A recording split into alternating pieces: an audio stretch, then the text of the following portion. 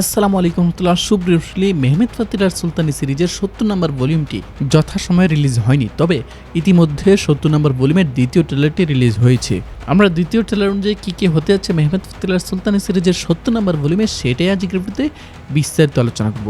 সুপ্রিয় মেহমেদ ফাতিরার সুলতানি সিরিজের ৭০ নম্বর ভলিউমের দ্বিতীয় ট্রেলারের একেবারে শুরুতে আমরা দেখতে পাচ্ছি সুলতান মেহমেদ খান তাঁবুতে তার সকল পাশা এবং সেনাপতিদেরকে নিয়ে দাঁড়িয়ে আছেন।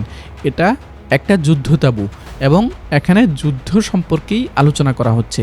সুলতান মেহমেদ খান এখানে বলতেছেন, আমাদের পরবর্তী কিজেল আলমা বা লাল আপেল হচ্ছে বসনিয়া, আমরা বসনিয়ার দিকেই এগিয়ে যাচ্ছি।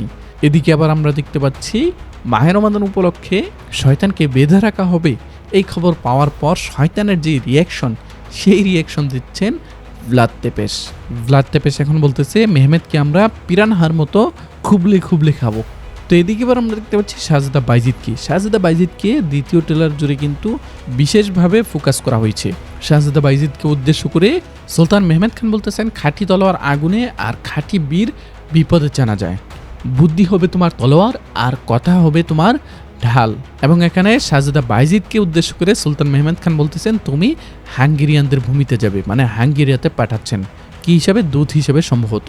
হাঙ্গেরিয়াতে কেন যাবেন শাহজাদা বাইজিদকে মূলত সুলতান মেহমেদ খান দূত হিসেবে পাঠাবেন হাঙ্গেরির রাজা মাথিয়াসের কাছে, এবং সেখানে গিয়ে তিনি হুমকি দিবেন যে তুমি যদি আমাদের মধ্যে জড়াও, অর্থাৎ বসনিয়া ও ওসমানীয়দের মধ্যকার যুদ্ধে জড়াও, তবে আমাদের পরবর্তী লক্ষ্য হাঙ্গেরিয়া হবে। তো এখানে আমরা প্রথমবারের মতো কিন্তু হাঙ্গেরিয়ার রাজা মাথিয়াসকে দেখতে পাচ্ছি। এখানে বলা যায় তাকে ভিন্নভাবে তুলে ধরা হয়েছে, এক কথায় একটু অসভ্য বা একটু হিংস্রভাবে। তো আগামী ভলিউমে কিন্তু হাঙ্গেরির প্রাসাদেরও দেখা মিলতেছে। এর মানে কিন্তু পুরো সিরিজের মোড় অন্যদিকে ঘুরে যাবে। ভ্লাদ তেপেসের পাশাপাশি এখন রাজা মাথিয়াসও সুলতান মেহমেদের বড় শত্রু হিসেবে আবির্ভূত হয়েছেন।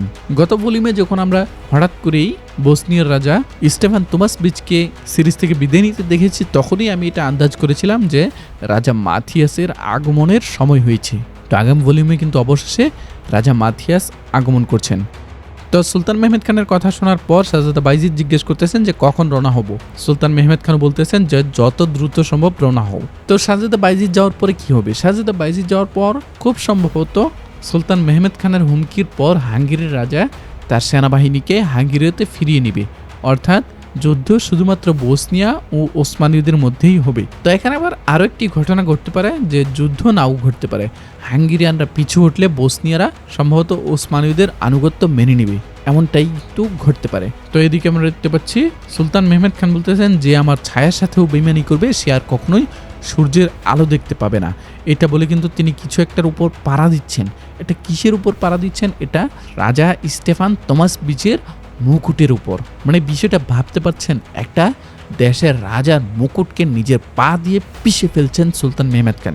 এবার ভাবেন যে সুলতান মেহমেদ খান কতটা ক্ষমতাধর ছিলেন। দর্শক, যদিও ট্রেলারটা একেবারেই ছোট এবং সংক্ষিপ্ত ছিল, তবু কিন্তু বলা যায় পুরো আগুন ঝরা একটি ট্রেলার ছিল। তো আগামী ভলিউম থেকে সিরিজের মোড় ঘুরে যাচ্ছে, সেটার ইঙ্গিত কিন্তু এই ট্রেলারে দেওয়া হয়েছে।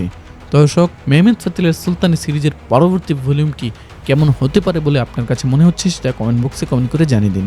দেখা হচ্ছে আমাদের পরবর্তী ভিডিওতে, সে পর্যন্ত আমাদের সাথেই থাকবেন। আসসালামু আলাইকুম রহমতুল্লাহ।